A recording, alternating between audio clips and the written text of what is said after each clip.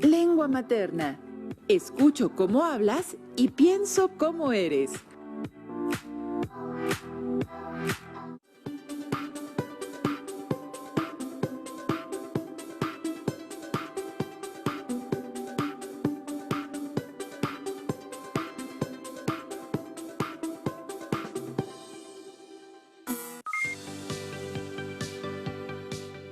Qué gusto encontrarnos de nuevo.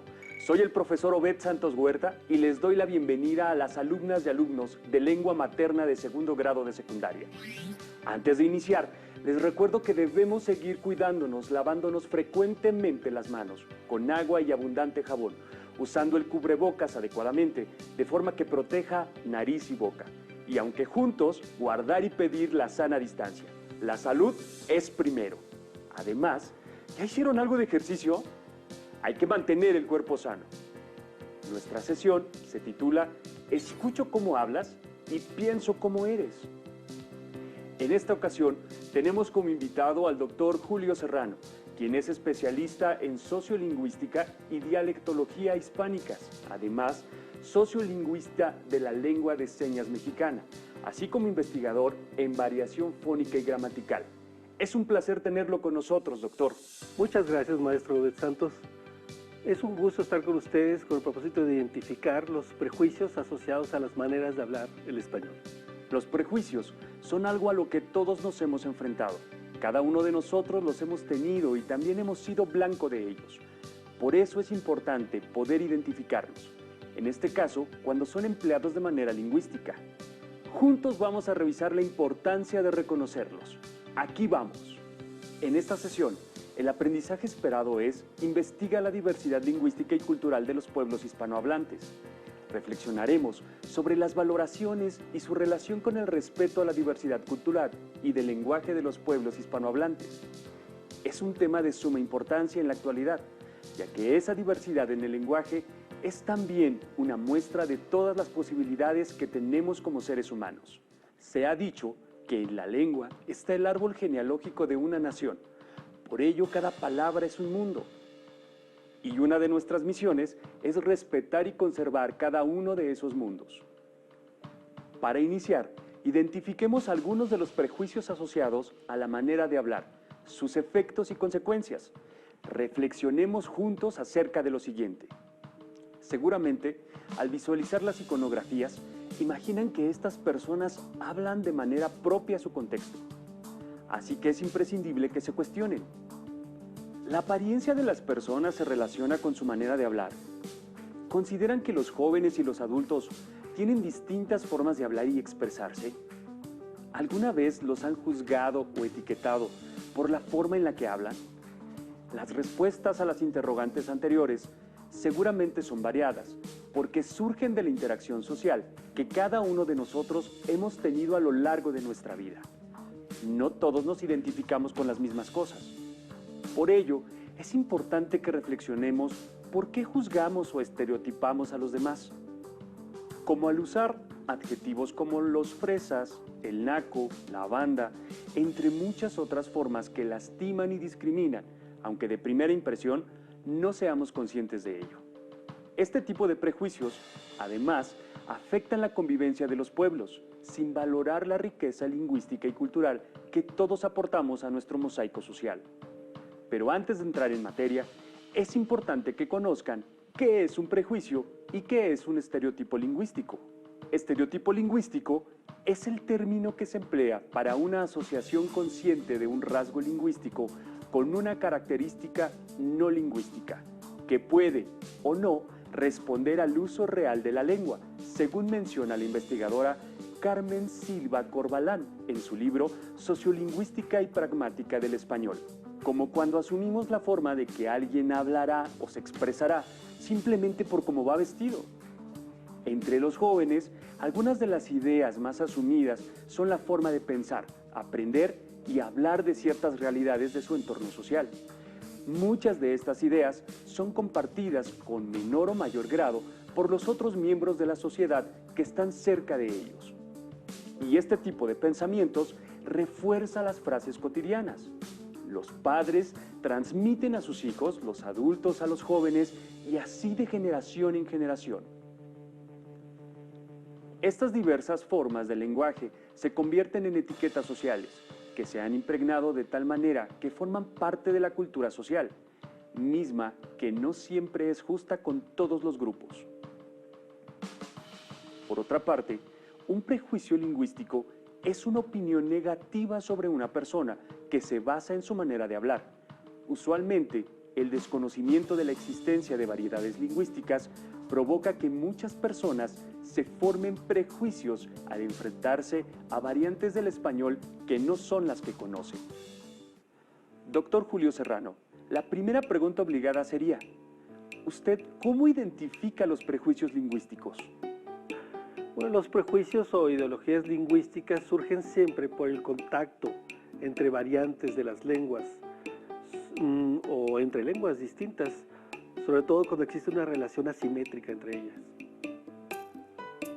Normalmente son juicios de valor sobre las características de la lengua en cuestión, pero estos juicios abarcan terrenos más allá de la expresión lingüística.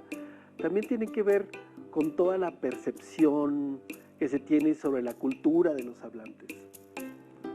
Entonces, ¿cómo identificar los estereotipos formados por el estilo del habla?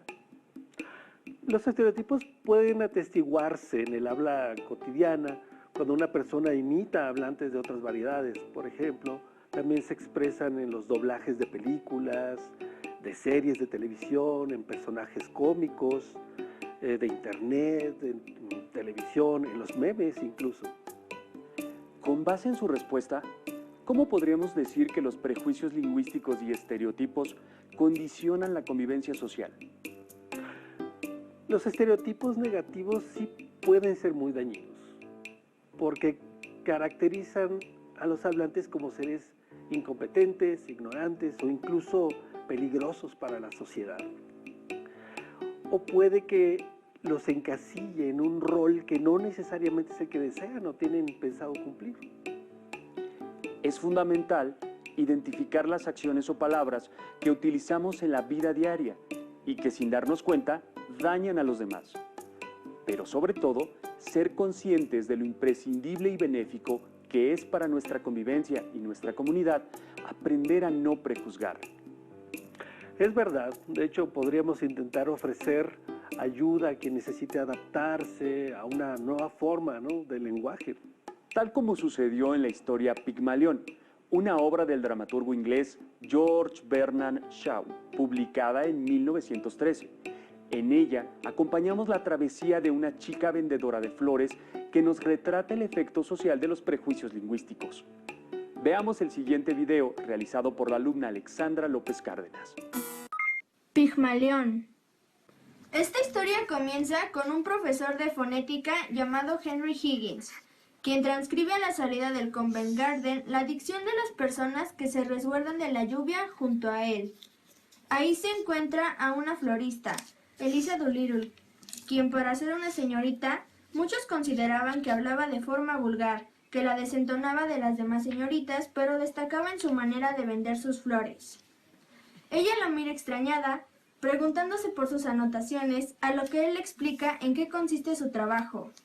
En el mismo sitio se encuentra una señora bastante refinada, la señora Ainsford Hale, junto con su hijo Frederick. Cuando la lluvia termina, cada uno se va por su lado. Higgins decide realizar una apuesta con su amigo el coronel Pirrain, afirmando que a pesar del gran y tan extenso vulgar hablar de Eliza, podría convertirla en una dama en el término de 6 meses. Eliza comienza a tomar clases de dicción y Higgins decide instruirla. Esto para comenzar a corregirla lo más pronto posible, aunque ella no estaba muy segura en ese momento. ¡Híjole! ¿Estás seguro de que llegaré a ser de una de esas muchachitas? Mejor me jalo pa'l tianguis. No, debes comenzar con tus clases. Confío en ti. Lo lograrás. Después de algunas clases infructuosas, Higgins logra convertir a Eliza en una hermosa mujer que dejó a todos con la boca abierta. Su cambio fue sorprendente y ya no quedaba rastro de aquella muchacha que alguna vez fue, logrando gran aceptación por parte de la sociedad que la subestimó tanto. El día en que ella se gradúa, después de ir a la ópera y hablar con todos, Higgins, Python y Elisa vuelven cansados a su hogar. Python se va a dormir y Elisa y el profesor se quedan peleando. Esta pelea termina con Elisa saliéndose de la casa y con Higgins desesperado por encontrarla. En ese momento se dan cuenta de que a pesar de que nunca se han amado, no pueden estar separados. Siempre estaré agradecida con usted. Es un excelente instructor. Lo recordaré siempre. Al final, la joven Elisa, quien ahora es una mujer completamente transformada, termina casándose con Frederick Ainsworth Hyde, hijo de la señora Ainsworth, quien había conocido tiempo atrás. Fin. ¿Se dieron cuenta de las barreras lingüísticas a las que se enfrentaba Eliza Doolittle? Gracias a la intervención de Higgins y sus conocimientos en fonética, Eliza logra insertarse entre la alta sociedad londinense en cuestión de meses. Eso nos lleva a preguntarnos sobre nuestro país y las barreras lingüísticas. Doctor, ¿actualmente existe exclusión social en nuestro país a causa de la lengua? Por supuesto. Existe la exclusión de grupos hablantes de lenguas originarias.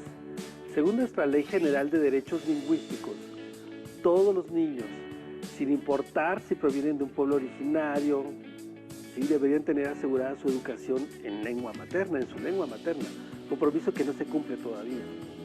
¿Y cuáles son los prejuicios y estereotipos asociados a las diferentes maneras de hablar? Bueno, como se ha mencionado, un derecho humano fundamental es a no ser discriminado, ni por nuestra sexualidad, origen étnico, religión y, por supuesto, por nuestra lengua. Entonces, cuando se hacen burlas de alguien por su manera de hablar, se está violando un derecho humano fundamental. Normalmente se asocia a los hablantes discriminados con condiciones no deseables, con la ignorancia o la marginación social, entre otras. Con lo expuesto hasta el momento, tenemos algunas alumnas y alumnos con inquietudes propias de su entorno social. Vamos con la pregunta de Mirel Bernstein Ibarra.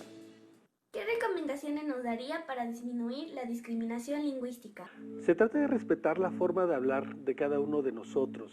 Imagínense que se burlaran de ustedes todo el tiempo por la forma en cómo se expresan. ¿Cómo se sentirían? Pues lo mismo ocurre con alguien que recibe burlas o imitaciones, por ejemplo, para lastimarlo, ¿no? Con ello se está violando el derecho de esa persona a vivir en paz y a no ser discriminado. Doctor, ¿a qué se refieren los prejuicios implícitos dentro del entorno escolar? Cuando a un niño se le prohíbe hablar su lengua materna en la escuela, se está violando sus derechos humanos fundamentales. Hay que insistir en ello. De igual manera, si alguien decide burlarse o aislar socialmente a cualquier niño por esas mismas razones, al no asegurarles a los estudiantes un desarrollo adecuado, psicosocial, cognitivo, físico, afectivo, se está cometiendo un acto de injusticia, de desigualdad y de ilegalidad. Así de delicado es. Nos ha detallado claramente lo negativos que pueden llegar a ser los prejuicios. Sin embargo, ¿en qué momento estos se vuelven peligrosos para una alumna o alumno? Los prejuicios se vuelven peligrosos cuando una ideología lingüística, es decir, alguien que piensa que su forma de hablar es superior, ¿no?, impide la convivencia sana y respetuosa entre los hablantes. Debido a las variantes del español, en muchas ocasiones se origina el estereotipo de que en ciertas regiones del país las personas hablan mal. Esto puede ser a causa del uso excesivo de frases, acentos particulares o a la diferencia fonética en ciertos términos o expresiones. No hay forma buena o mala de hablar una lengua. Nuestro entorno y el contexto de habla determinan y guían la forma en que nos expresamos. O sea, mientras en ciertas regiones del país Una palabra puede tener connotaciones groseras o chistosas, en otro lugar puede ser de uso normal. Por ejemplo, la palabra plebe en Sonora significa niño, pero en la Ciudad de México refiere a alguien sin educación. Nada que ver un sentido con el otro. Pero ambos son válidos. Eso es lo importante. La identidad social de una persona, como su piel, una discapacidad, preferencia o credo, pueden convertirse en fuentes de prejuicios sociales. ¿Cómo se refleja eso en nuestro lenguaje? Hay muchas maneras en que esos prejuicios se reflejan, desde burlas, insultos o aislamiento social, que pueden escalar hasta la violencia física. También el uso de ciertas palabras para hablar de gente con capacidades especiales. Por ejemplo, no existen sordomudos, sino personas sordas. Otro ejemplo, las lenguas originarias son lenguas, no dialectos. Incluso el silencio puede ser violento. No responder o ignorar a alguien puede ser una manera también de discriminar. Hemos detectado un problema, pero también es necesario trabajar en pos de la solución. ¿De qué manera se pueden modificar los prejuicios establecidos por los adultos al momento de educar a sus hijos? Mira, yo pienso que podrían darse talleres para padres en los que un especialista, por ejemplo, un lingüista, puede hablarles sobre las lenguas de México, cómo contribuyen a nuestra riqueza cultural, son parte de nuestro patrimonio. También se debe lograr que sean conscientes los padres de que las lenguas indígenas son muy complejas y sofisticadas, al igual que cualquier otro idioma en el mundo. No existen lenguas más limitadas que otras. Ese prejuicio hay que erradicarlo de una vez y para siempre. En la medida que los adultos comprendan esos principios, los podrán transmitir a sus hijos. Por supuesto, ustedes como alumnos no viven solo en casa. La educación pública, los medios masivos y el contenido que consuman en Internet tendrá un papel fundamental en la erradicación de estos prejuicios. La alumna Erika Aimé Dimas Ibarra quiere preguntarle lo siguiente. ¿Qué papel desempeñan los lugares en los que vivimos, los establecimientos que visitamos y los programas que vemos en nuestra postura para prejuzgar el habla de los demás? Sí, es importante ser críticos con los contenidos que consumimos en nuestra vida cotidiana, en Internet y en las redes sociales. Nuestra postura ante las diferencias con los demás, en cuanto a formas de hablar o de pensar, deben ser muy abiertas y respetuosas. Tú no eres mejor ni peor que yo, solo eres diferente, ¿sí? Tratar al otro como quiero que me traten a mí, es así de sencillo. Los estereotipos negativos son una exageración, son una imagen muy distorsionada de las personas, de sus lenguas y culturas, y debemos eliminarlos por completo para asegurar una convivencia sana y respetuosa. Todo esto nos ayuda a tener una mejor comprensión sobre el punto que estamos abordando en esta sesión. Ahora tenemos al alumno Sebastián Beristain Ibarra. No quisiera excluir a nadie, pero tengo un compañero cuya forma de hablar es diferente a la de los demás compañeros varones. Él es buena onda con todos y trata de ser amable, pero su forma de hablar le ha llevado a recibir burlas y rechazos. ¿Qué puedo hacer para integrarlo al resto del grupo? Todos deben entender que la lengua materna se respeta. No hay lenguas mejores ni peores que otras, solo hay lenguas o variedades diferentes. Cuando se entiende esto, ¿no? Y cuando exista la voluntad de ponerse en los zapatos del otro, de ser empáticos, se empezará a integrar a los alumnos con lenguas o variedades de habla distintas.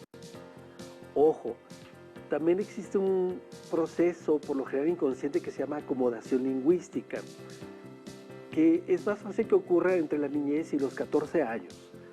Y este proceso hará que esta persona acomode su habla cada vez más a la de la comunidad a la que llega.